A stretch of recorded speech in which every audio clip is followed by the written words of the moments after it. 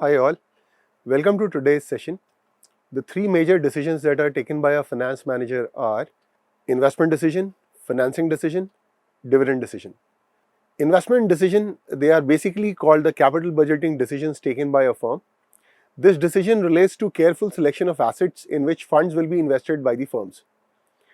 A firm has many options to invest their funds, but firm has to select the most important investment which will bring maximum benefit for the firm, and deciding or selecting most appropriate proposal is investment decision. The firm invests its fund in acquiring fixed assets as well as current assets. When decision regarding fixed assets is taken, it is also called capital budgeting decision. The different factors affecting the investment decisions or capital budgeting decisions of a project are cash flows of the project.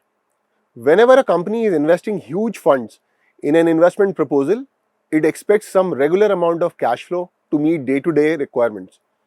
The amount of cash flow an investment proposal will be able to generate must be assessed properly before investing in the proposal. Return on investment. The most important criteria to decide the investment proposal is rate of return it will be able to bring back for the company in the form of income. For example, if project A is bringing 10% return and project B is bringing 15% return, then we should prefer project B. Risk involved. With every investment proposal, there is some degree of risk is also involved. The company must try to calculate the risk involved in every proposal and should prefer the investment proposal with moderate degree of risk only. Investment criteria. Along with return, risk, cash flow, there are various other criteria which helps in selecting an investment proposal, such as availability of labor, technologies, input, machinery, etc. The finance manager must compare all the available alternatives very carefully and then only decide where to invest the most scarce resources of the firm.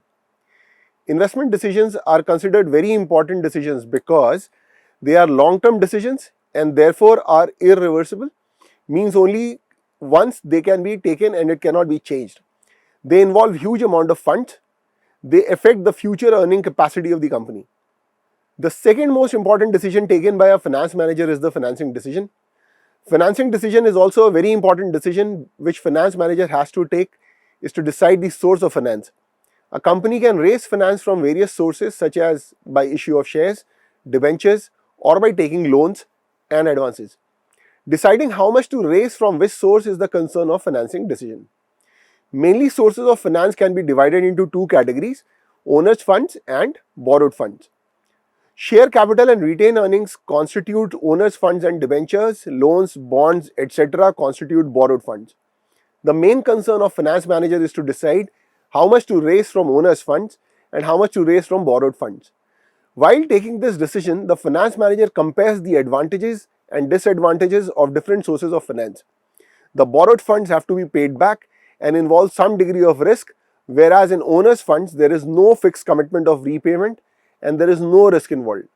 But finance manager prefers a risk of both types. Under financing decision, finance manager fixes the ratio of owners' funds and borrowed funds in the capital structure of the company.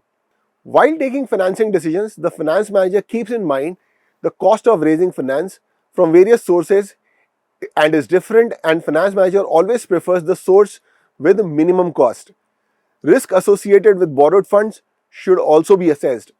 Finance manager compares the risk with the cost involved and prefers securities with moderate risk factor. The cash flow position of the company also helps in selecting the securities. With smooth and steady cash flow, companies can easily afford borrowed fund securities, but when companies have shortage of cash flow, then they must go for owners' fund securities only.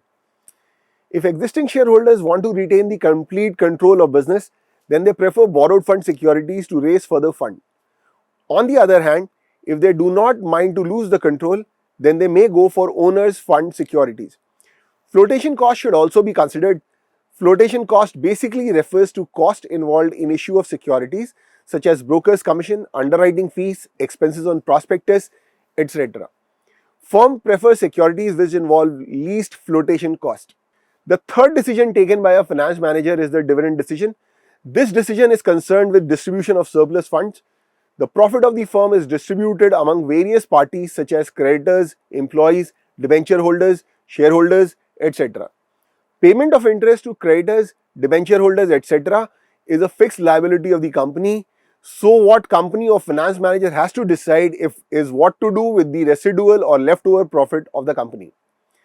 The surplus profit is either distributed to equity shareholders in the form of dividend or kept aside in the form of retained earnings. Under dividend decision, the finance manager decides how much is to be distributed in the form of dividend and how much to keep aside as retained earnings. To take this decision, finance manager keeps in mind the growth plans and investment opportunities. If more investment opportunities are available and company has growth plans, then more is kept aside as retained earnings and less is given in the form of dividends. But if company wants to satisfy its shareholders and has less growth plans, then more is given in the form of dividends and less is kept aside as retained earnings. This decision is also called residual decision because it is concerned with distribution of residual or leftover income. Generally, new and upcoming companies keep aside more of retained earnings and distribute less dividends, whereas established companies prefer to give more dividends and keep aside less profits. There are many different factors affecting dividend decisions. The first factor is earnings of the company. Dividends are paid out of current and previous year's earnings. If there are more earnings, then company declares high rate of dividends, whereas during low earning period, the rate of dividend is also very low. The second factor is stability of earnings. Companies having stable or smooth earnings prefer to have high rate of dividend, whereas companies with unstable earnings prefer to give low rate of earnings. The third factor is cash flow position. Paying dividends means outflow of cash. Companies declare high rate of dividends only when they have surplus cash. In situation of shortage of cash, companies declare no or very low dividend. The fourth factor is growth opportunities. If a company has a number of investment plans, then it should reinvest the earnings of the company. As to invest in investment projects, company has two options: one to raise additional capital or invest into retained earnings. The retained earnings are cheaper source as they do not involve flotation cost and there are no legal formalities.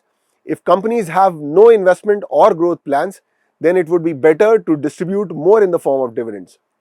Generally, mature companies declare more dividends, whereas growth companies keep aside more retained earnings. The fifth factor is stability of dividends. Some companies follow a stable dividend policy as it has better impact on shareholders and improves the reputation of company in the share market. The stable dividend policy satisfies the investor. Even big companies and financial institutions prefer to invest in a company with regular and stable dividend policy. There are three types of dividend policy which a company may follow. The first stable dividend policy that the company can follow is constant dividend per share. In this case, the company decides a fixed rate of dividend and declares the same rate every year. For example, 10% dividend on investment. The second stable dividend policy that the company can follow is constant payout ratio. Under this system, the company fixes up a fixed percentage of dividends on profit and not on investment. For example, 10% on profit, so dividend keeps on changing with change in profit rate. The third stable dividend policy that the company can follow is constant dividend per share and extra dividend. Under this scheme, a fixed rate of dividend on investment is given, and if profit or earnings increase, then some extra dividend in the form of bonus or interim dividend is also given. Thank you all very much for a patient listening.